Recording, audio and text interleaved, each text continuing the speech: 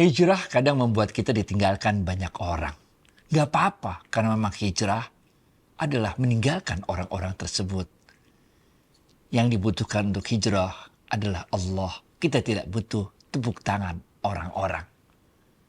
Hijrah bukan tentang menyempurnakan diri kita, tapi hijrah tentang memperbaiki diri kita. Itu Wid.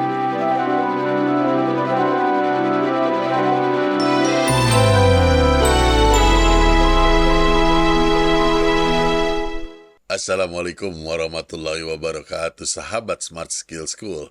Semoga kita semua selalu dalam lindungan Allah Subhanahu wa Ta'ala. Amin. Sahabat, ada rasa yang mengganggu di hati saya ketika melihat tanggal 1 Muharram. Kalau kita berani jujur dengan diri kita sendiri, maka jelas tahun baru Masehi itu terasa gegap gempita. Lalu mengapa tahun baru Islam? Justru saya kurang memahami apa yang terjadi. Mungkin hanya saya sendiri ya, bukan para sahabat nih. Nah, saya ingin tanyakan kepada Ustadz kita. Ustadz, Assalamualaikum, apa kabar? Waalaikumsalam warahmatullahi wabarakatuh. Sehat, berkah, bahagia ya Allah. Amin. Sehat, berkah, bahagia, amin Ustadz. Ustadz, 1 Muharram, tahun baru umat Islam yang sayangnya bagi kami, ya sebagian besar, nggak tahu ya, saya nggak bisa mewakili orang-orang soalnya. Itu biasa terlewat begitu aja Ustadz. Apa makna 1 Muharram itu, Ustaz? Nah, ini sebenarnya ada 3 hal yang harus kita pilah-pilah ya tentang Muharram ini. Yang pertama adalah Muharram sebagai awal dari tahun baru Islam. Ya, itu satu hal. Nanti kita cerita ya. Yang kedua, Muharram dengan kejadian-kejadian penting yang terjadi sejak zaman Nabi Adam alaihissalam. Ini yang kedua, benar gak? Yang ketiga adalah bagaimana kita yang dicontohkan oleh Rasulullah SAW dalam menyambut Muharram ini dengan puasa-puasa yang kita akan bahas berikutnya. Kita bahas yang pertama dulu ya. Jadi kejadiannya itu bukan waktu kita hijrah dari Mekah ke Madinah, waktu Rasulullah SAW hijrah ke Madinah jadi tahun baru Islam, bukan begitu. Ini ceritanya 17 tahun setelah hijrah. Ketika salah satu gubernur Daulah Islamiyah di zaman pemerintahannya Sayyidina Umar bin Khattab radhiyallahu anhu, Abu Musa al-Ash'ari menulis surat pada Amirul Mukminin. Ini surat-surat kita, ketetapan-ketetapan kita, ini peraturan-peraturan kita. Udah ada tanggal, udah ada bulan, tapi kagak ada tahun. Bagaimana ini? Kata dia, benar ya?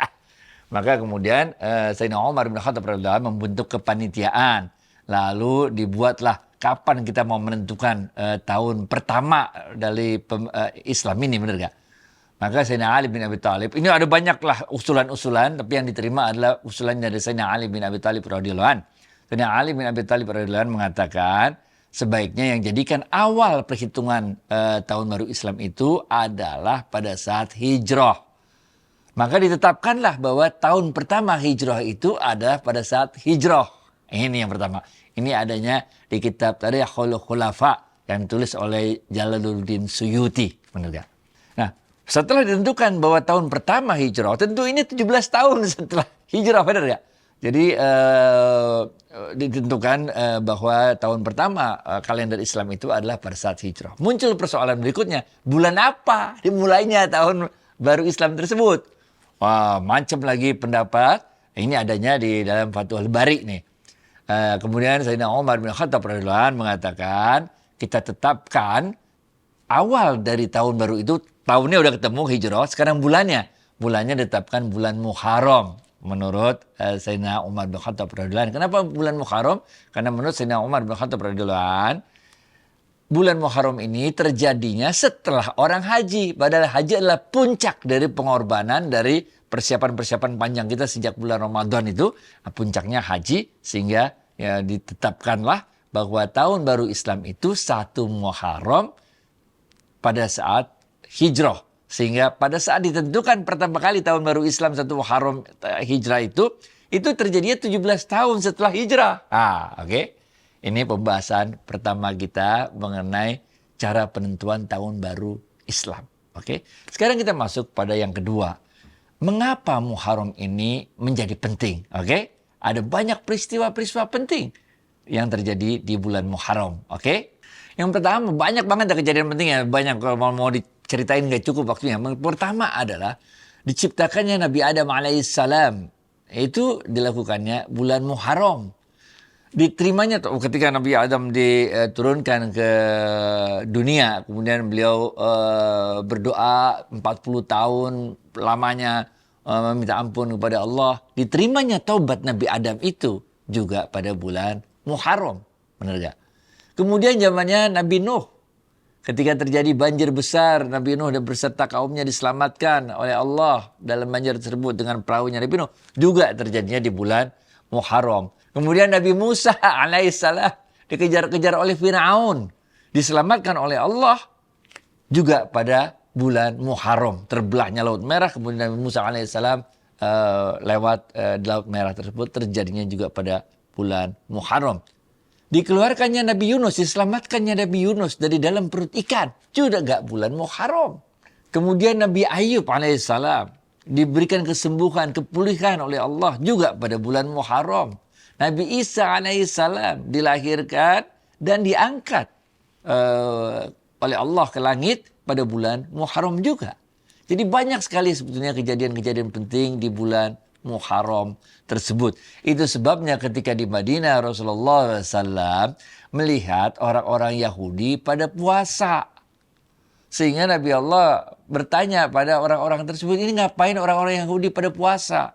Maka orang Yahudi itu menjawab, kami berpuasa untuk bersyukur atas diselamatkannya Nabi Musa alaihissalam dari kejaran Fir'aun. Itu sebabnya kami berpuasa.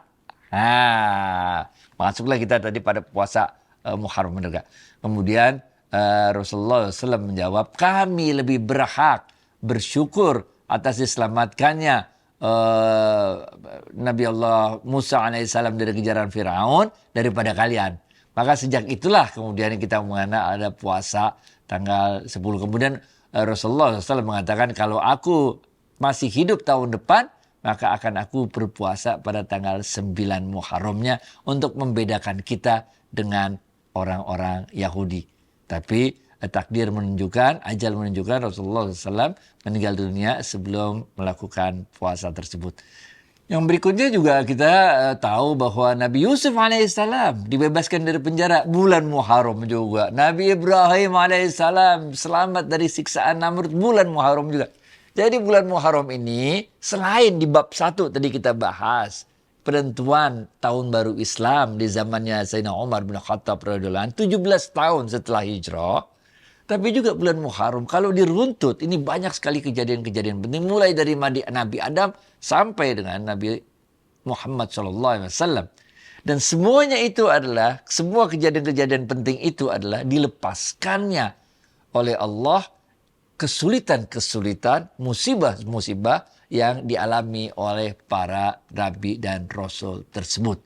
Itu sebabnya kemudian kita disunahkan untuk melakukan puasa sunnah di tanggal 9 dan tanggal 10 Muharram tersebut sebagai rasa syukur kita.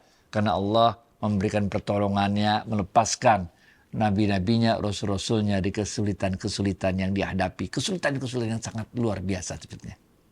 Baik itu ya, Fit. Paham Ustadz, Alhamdulillah. Tapi Ustadz, pada malam tahun barunya itu benar Ustadz. Apa ada yang spesial yang bisa kita lakukan? Seperti kalau tahun baru Masehi orang pada pesta-pesta. Nah kita pesta juga lah, tapi cara pestanya itu banyakin wirid. Banyakin amalan-amalan soleh. Jangan banyakin maksiat. Benar gak? Jadi kalau di Indonesia ini ada budaya kita memperingati tahun baru Islam. Tentunya dengan memperingatnya itu dengan melakukan banyak-banyak amal soleh. Benar gak? Bukan dengan berpesta yang ngaco-ngacoan. Tapi kita malah mengingat lagi kejadian-kejadian penting tersebut. Melepaskan diri dari semua Allah, bagaimana Allah mensyukuri bagaimana Allah melepaskan kesulitan-kesulitan dari para nabi tersebut. Yang pertama lah kita lihat. Sekarang masuk kita yang ketiga ya. Masuk yang bab ketiga ya. Bagaimana Nabi Adam alaihissalam berdoa kepada Allah 40 tahun meminta taubat atas kesalahan yang dilakukannya yang kemudian menyebabkan Nabi Allah Adam alaihissalam diturunkan oleh Allah, dikeluarkan oleh Allah dari surga. Kalau kita lihat bagaimana Allah melepaskan para nabi-nabinya dari kesulitan tersebut. Semuanya nabi tersebut istighfar. Mulai dari Nabi Adam alaihissalam doa yang sangat terkenal. Rabbana zalamna anfusana wa illam taghfir lana wa tarhamna lanakunanna minal khasirin. Nabi Yunus. Semua nabi-nabinya itu istighfar terus-menerus sampai kemudian akhirnya Allah memberikan pertolongan dan membuka jalan keluar dari kesulitan-kesulitan yang mereka hadapi. Nah, ini ada kisah keren nih benar ya. Ini kisahnya, ini adanya di Manaqib Imam Ahmad bin Hanbal. Dalam Manaqib Imam Ahmad bin Hanbal itu ceritakan Imam Ahmad bin Hanbal tiba-tiba itu mempunyai dorongan yang kuat sekali untuk jalan dari Baghdad, dari kotanya beliau menuju Basrah. Perjalanan yang jauh yang sulit, tapi nggak tahu pokoknya dia didorong aja oleh hatinya itu untuk menuju Basrah. Sampai Basrah, beliau capek, habis sholat, beliau istirahat mau tidur-tiduran di masjid. Diusir sama marbot, ini masjid tempat sholat bukan tempat tidur. Dia nggak tahu bahwa yang diusirnya itu adalah Imam Ahmad. Imam Ahmad keluar di emperan masjid, mau tidur situ, diusir lagi sama tuh marbot. Termasuk di emperan nggak boleh tidur katanya. Nah di dekat masjid itu ada seorang penjual roti. Ya, ketika beliau melihat ada orang diusir-usir kayak begitu oleh marbot masjid, maka tukang roti ini mengatakan, "Pak, ikut sama saya aja istirahat di rumahku. Rumahku kecil, tapi bisalah untuk istirahat tidur," katanya. Maka Imam Ahmad ikut, orang ini juga nggak tahu nih bahwa itu adalah Imam Ahmad, bener gak? Si tukang roti ini selama dia bekerja, mengaduk adonan apa segala macam, selalu istighfar, astagfirullahaladzim, terus istighfar. Kemudian Imam Ahmad tergelitik untuk bertanya, ini engkau istighfar terus menerus, apa manfaat yang engkau dapatkan dengan istighfarmu itu? Udah berapa lama engkau lakukan kerja sambil istighfar gini? Tukang roti ini mengatakan, aku telah melakukan ini selama 30 tahun kerja sambil istighfar. Apa yang kau dapat hasilnya 30 tahun istighfar terus menerus? Tukang roti ini mengatakan, aku selalu diberikan jalan keluar oleh Allah dari semua kesulitan yang aku hadapi. Allah selalu memenuhi semua hajat-hajatku. Tidak ada hajatku yang tidak dipenuhi oleh Allah dengan istighfar ini kecuali satu, kata tukang roti itu. Apa yang satu itu, kata Imam Ahmad? Aku meminta kepada Allah hajatku agar dipertemukan dengan Imam Ahmad bin Hanbal. Ketika Imam Ahmad mendengar perkataan tersebut, Imam Ahmad langsung, Masya Allah, Allahu Akbar.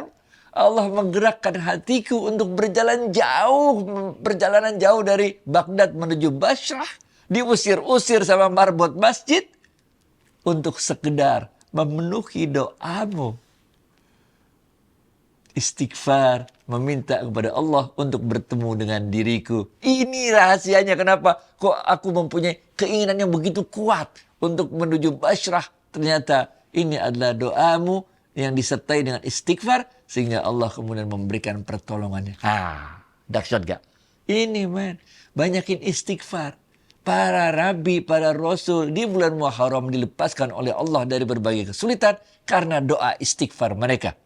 Dan tukang roti ini dikabulkan oleh Allah doanya ingin bertemu dengan Imam Ahmad bin Hanbal juga karena istighfar beliau. Baik, David.